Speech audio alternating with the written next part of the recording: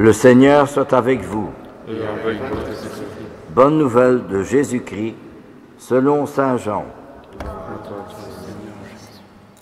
Au cours du dernier repas que Jésus prenait avec ses disciples, quand Judas fut sorti du cénacle, alors Jésus déclara: « Maintenant le Fils de l'homme est glorifié, et Dieu est glorifié en lui.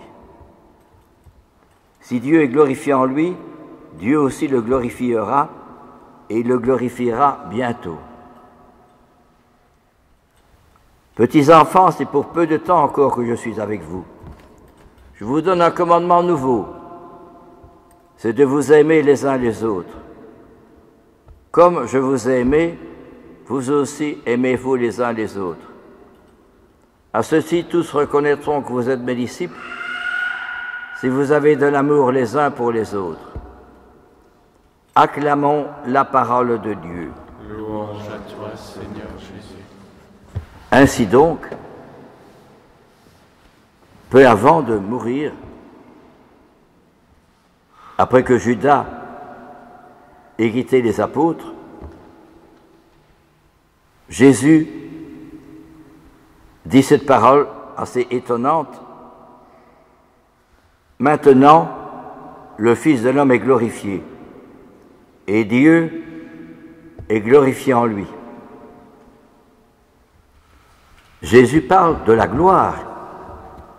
Or, il sait qu'il va souffrir sa passion, qu'il va être rejeté, méprisé, insulté, flagellé et crucifié. Et il dit, maintenant, le Fils de l'homme est glorifié. Ce qui veut dire que cette gloire de Dieu se manifeste déjà dans sa passion, dans sa mort, dans son mépris, le mépris, l'insulte, les rejets. Ça, c'est fort quand même de dire cela. Maintenant, dit-il, le Fils de l'homme est glorifié. Déjà dans sa passion, Jésus est glorifié. Et lorsque Pilate, après avoir fait flageller Jésus, le présente à la foule et il dit « Voici votre roi ». Alors que Jésus a été flagellé, couronné d'épines, qu'il y a du sang sur lui, et des crachats, etc., et des coups qu'il a reçus de la part des soldats. « Voici votre roi », dit le Pilate. Or, les saints, les disciples de Jésus, ceux qui ont pris Jésus au sérieux, découvrent ce visage de Jésus. Ça, c'est formidable. Et c'était vendredi, si je ne m'abuse, qu'on a fêté le 100e anniversaire de la canonisation de Sainte Thérèse de l'Enfant Jésus et de la Sainte Face. Et Thérèse disait, à toutes les extases, je préfère l'humble monotonie du sacrifice obscur et caché. Il faut le faire de dire cela. De dire, je préfère l'humble monotonie du sacrifice obscur et caché. Et pourquoi le dit-elle? Parce qu'elle prie. Et dans la prière, elle voit Jésus que Pilate présente à la foule,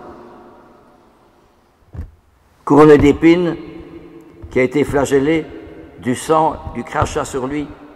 Mais c'est formidable. Thérèse le voit. Tous les saints l'ont vu. En réalité, on pourrait voir quelqu'un de bien, qui est bien réussi, qui est bien habillé, tout le monde acclame. Non, c'est tout le contraire qu'il voit. Un homme qui est rejeté, méprisé, insulté. Et Isaïe, le prophète Isaïe dira, tout le monde détourne son regard de lui, tel un lépreux dont on prend distance, dit Isaïe. C'est ce qui se passe au moment de la passion de Jésus. Or, Thérèse dira justement, à toutes les extases, je préfère l'humble monotonie du sacrifice obscur et caché. Il faut le faire de dire cela. Pourquoi? Parce qu'elle est, dans la prière, elle découvre Jésus qui est présenté à la foule. Voici votre roi. Et parce que Thérèse, elle aime son époux, Jésus, comme disciple de Jésus. Non pas seulement elle s'empresse, non pas elle court, mais elle vole vers ce visage. Et elle sent le besoin d'imiter Jésus en disant à toutes les extases, je préfère l'humble monotonie du sacrifice obscur et caché. Ça c'est fort, obscur et caché. Personne ne le sait, personne ne le voit. Ce qui veut dire, pour un chrétien ou un disciple de Jésus, toute relation ne trouve son authenticité et sa vérité que dans la prière et le sacrifice. Ça c'est fort cela, mais l'autre ne le sait pas. Justement, le bon Dieu le sait. Toute relation ne trouve son authenticité et sa vérité que dans la prière et le sacrifice, c'est-à-dire me priver pour l'autre. Mais ne le sait pas, Dieu le sait. C'est un paradoxe, parce que toute la société est bâtie sur le résultat, l'efficacité, le rendement, avoir une gloire, j'ai bien réussi, je suis le premier, j'ai de l'argent, j'ai une belle maison, les voyages, les voitures, les avions, les vacances. Mais non, à toutes les extases, je préfère l'humble monotonie du sacrifice obscur et caché. C'est fort de dire cela. Elle dira aussi, je ne retrouve plus le mot, mais Charles de Foucault le dira aussi, je préfère l'humble, je préfère l'insuccès total, la perpétuelle solitude et les échecs en tout. Il y a là une union à la croix de Jésus qui me semble misérable entre toutes. Lui aussi, il est fou. C'est insensé de dire ça. C'est pas normal d'aller voir un psychiatre.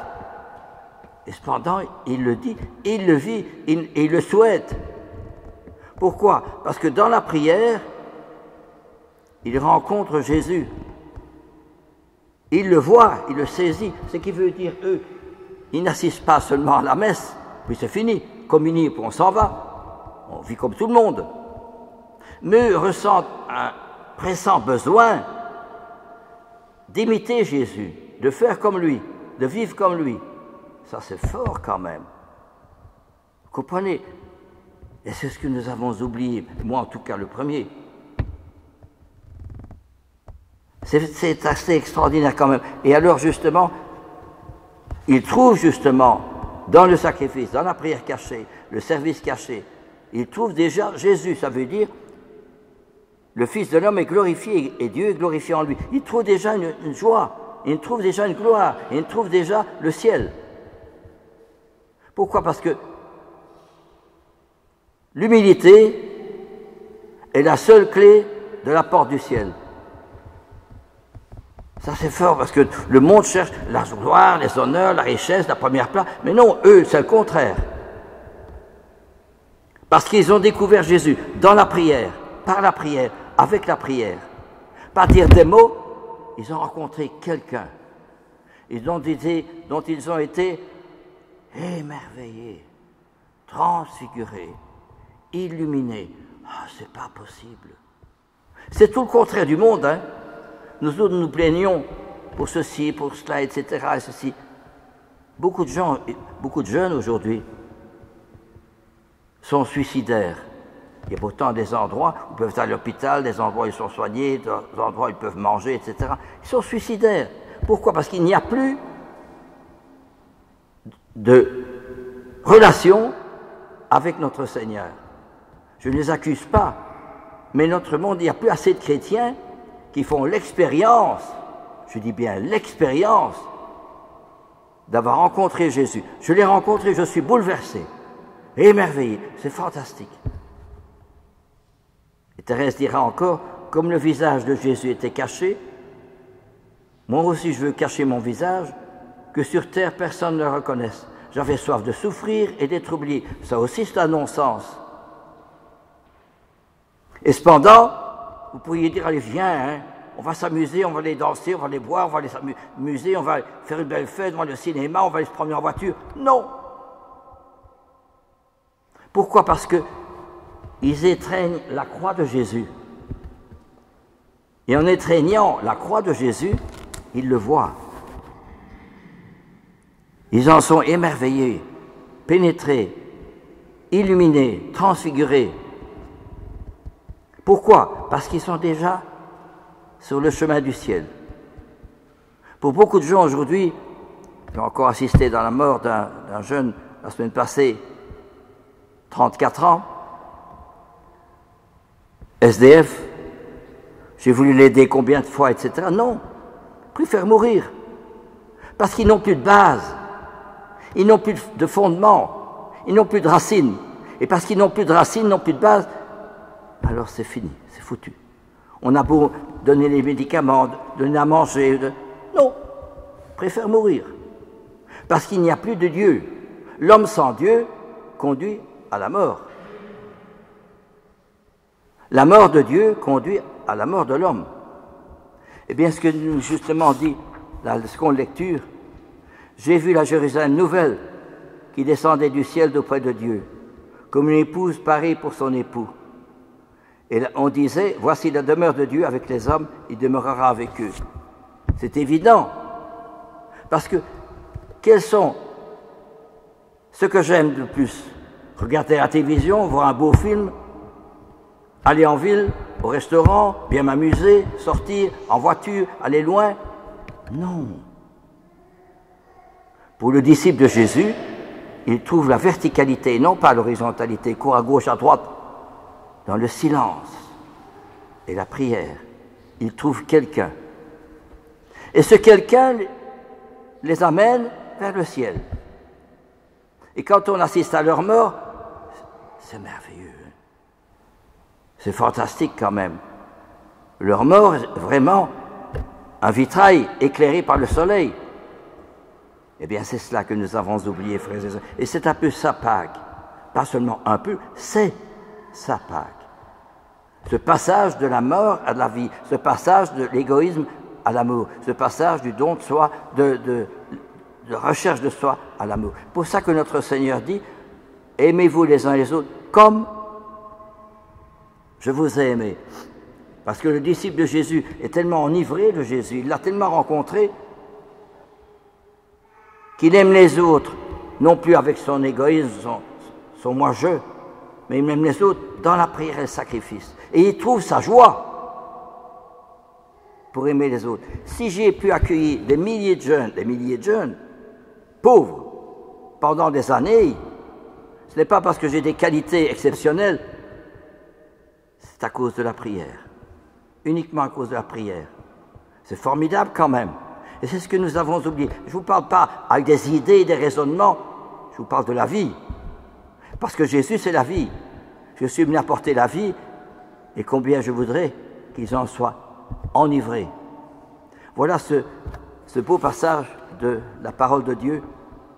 Et évidemment, elle renvoie aussi la lecture du livre des Actes des Apôtres.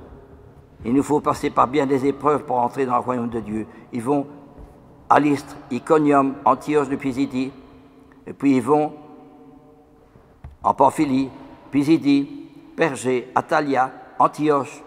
Pourquoi? Qu'est-ce que ça veut dire? Ça veut dire que le disciple de Jésus, il a soif.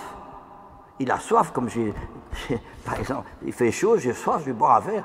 Eh bien non, ils ont soif de l'amour de Jésus. Ils veulent que cet amour de Jésus se propage à beaucoup d'autres. Est-ce qu'ils font des conférences, des discussions, des rapports? Non.